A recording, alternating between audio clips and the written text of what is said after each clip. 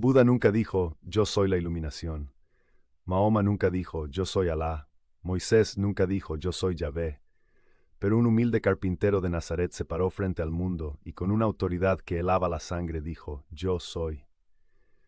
¿Es esta la afirmación más loca o la verdad más importante de toda la historia humana? ¿Qué tal? Soy el padre Daniel, y hoy vamos a hablar de un tema que, en nuestra cultura de la tolerancia a ultranza, se ha vuelto casi un tabú. Vamos a hablar de la unicidad de Jesucristo. El título de este video es provocador, lo sé, suena arrogante, suena excluyente, pero hoy te pido que abras tu corazón y tu mente, porque no vamos a hablar desde el orgullo, sino desde el asombro. Vamos a explorar la evidencia bíblica que demuestra que Jesús de Nazaret no fue simplemente un maestro moral más, un profeta más, un camino más hacia Dios. Vamos a descubrir que la afirmación que él hizo sobre sí mismo lo coloca en una categoría completamente aparte de cualquier otro fundador religioso que jamás haya existido. Y esa afirmación nos obliga a cada uno de nosotros a tomar la decisión más importante de nuestra vida. Vivimos en una época en la que es muy popular decir que todas las religiones son diferentes caminos que llevan a la cima de la misma montaña. Es una imagen bonita, pacífica, que nos hace sentir bien. Pero hoy, con todo el respeto por la búsqueda sincera de la verdad que existe en otras religiones, vamos a ver por qué, desde la perspectiva de la revelación cristiana, esa imagen simplemente no es verdad. Y no lo es, no por lo que nosotros decimos, sino por lo que el propio Jesús dijo sobre sí mismo. Primero, con un respeto profundo, miremos a los grandes fundadores de las religiones del mundo. Piensa en Buda. Era un príncipe, Siddhartha Gautama, que buscando una salida al sufrimiento alcanzó un estado de iluminación, y pasó el resto de su vida enseñando a otros un camino, el noble óctuple sendero, para que ellos también pudieran alcanzar esa misma iluminación y liberarse del ciclo del sufrimiento. Buda era un guía, señalaba el camino, pero él no era el camino. Piensa en Mahoma, el profeta del Islam. Él recibió lo que creía eran revelaciones directas de Dios, de Alá, y las transcribió en un libro sagrado, el Corán. Fue el más grande y el último de los profetas, un mensajero, pero jamás ni por un instante afirmó ser Alá. Hacerlo habría sido la peor de las blasfemias. Él era un siervo que traía un mensaje de Dios. Piensa en Moisés, el gigante del judaísmo. Habló con Dios en la zarza ardiente, recibió la ley en el Sinaí, guió al pueblo de Israel. Fue un mediador, un legislador, un profeta, pero siempre fue un instrumento, un siervo de Yahvé. ¿Ves el patrón? Todos ellos, grandes hombres que han influenciado a miles de millones, son como carteros. Llevan un mensaje que no es suyo. Son dedos que apuntan a la luna. Son guías que te muestran un mapa. Su mensaje es siempre, escuchen lo que Dios me ha dicho, o sigan el camino que he descubierto. Y entonces llega Jesús, y él rompe este patrón de una manera tan radical, tan shakiruishe, que solo puede significar dos cosas. O era un blasfemo megalómano, o era exactamente quien decía ser. Porque Jesús no viene a traernos un mensaje, Él es el mensaje. No viene a señalarnos el camino. Él dice, yo soy el camino, la verdad y la vida. No viene a hablarnos de un pan del cielo como Moisés. Dice, yo soy el pan de vida. No viene a hablarnos de la luz de Dios. Dice, yo soy la luz del mundo. Su enseñanza es una autorrevelación constante y escandalosa.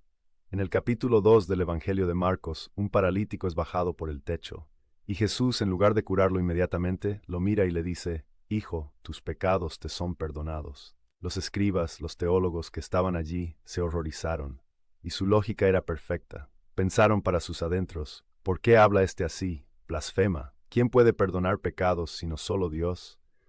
Tenían toda la razón. Y Jesús, para demostrar que tenía la autoridad divina para perdonar pecados, entonces y solo entonces le dice al paralítico, levántate, toma tu lecho y vete a tu casa. El milagro físico era la prueba de su autoridad espiritual divina. A lo largo de los evangelios, él actúa y habla como si fuera Dios. Acepta la adoración de sus discípulos, como cuando Tomás, al verlo resucitado, cae de rodillas y exclama, Señor mío y Dios mío.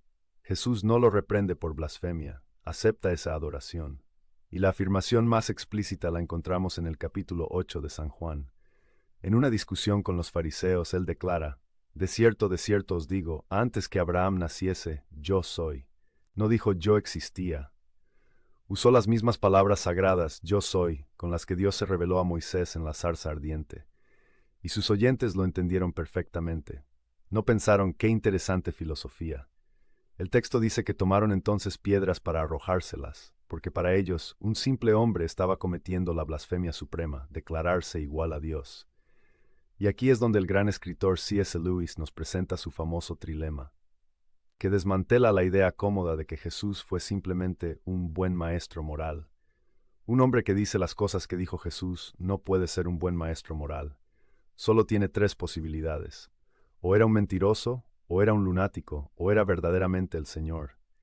Pensemos en ello. ¿Podría ser un mentiroso, un farsante que engañó a todo el mundo? ¿Qué tipo de mentiroso inventa la moralidad más exigente de la historia, basada en el amor sacrificial y la humildad, y luego muere torturado por su propia mentira, sin retractarse nunca? No tiene sentido. ¿Podría ser un lunático, un loco que realmente se creía Dios? Pero cuando leemos sus palabras, las parábolas, el sermón de la montaña, encontramos el discurso de un desequilibrado, encontramos la sabiduría más profunda, la calma más serena, la psicología más aguda que jamás se haya pronunciado. Su serenidad ante Pilato no es la de un loco. Si no era un mentiroso y no era un lunático, solo nos queda una opción, por increíble que parezca, que era quien decía ser el Señor, el Hijo de Dios hecho hombre. Y para que no tuviéramos que aceptar esta afirmación sin más, nos dio una prueba, una señal. Prometió que después de que lo mataran, al tercer día volvería a la vida. Y aquí llegamos al corazón de la evidencia, la resurrección. Porque cualquiera puede decir que es Dios, pero solo Dios puede vencer a la muerte. La evidencia histórica de la resurrección es abrumadora. Tenemos la tumba vacía, un hecho que ni sus enemigos pudieron refutar.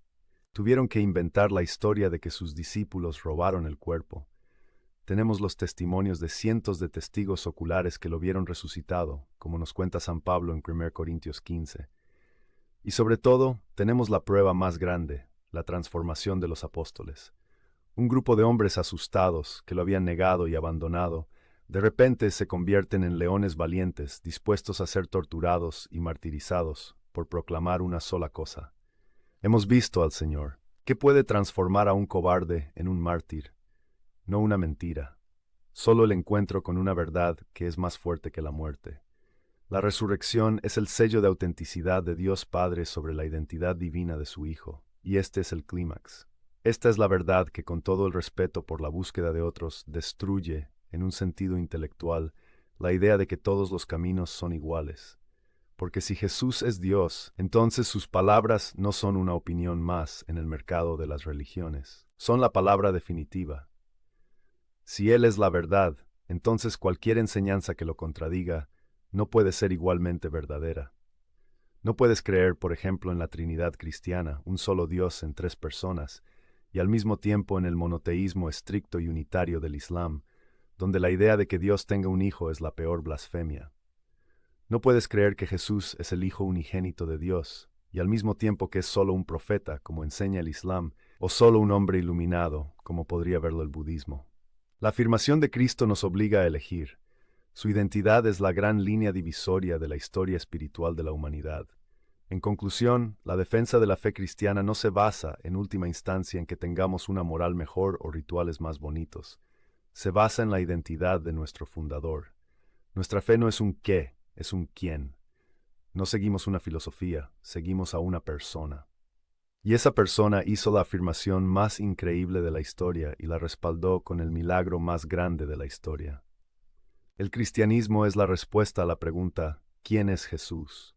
Y sí, como Tomás, caemos de rodillas ante la evidencia y susurramos, Señor mío y Dios mío, entonces todo lo demás cambia. Entendemos que nuestra fe no es una opción cultural, sino una respuesta de amor al Rey del universo, que nos amó tanto que se hizo uno de nosotros para llevarnos de vuelta a casa. Si esta reflexión sobre la identidad única de Jesucristo ha tocado tu corazón y quieres profundizar en el misterio de quién es este Dios que se hizo hombre por nosotros, no te pierdas el video que aparece ahora en pantalla sobre la Santísima Trinidad, la revelación de la vida íntima de la familia de Dios.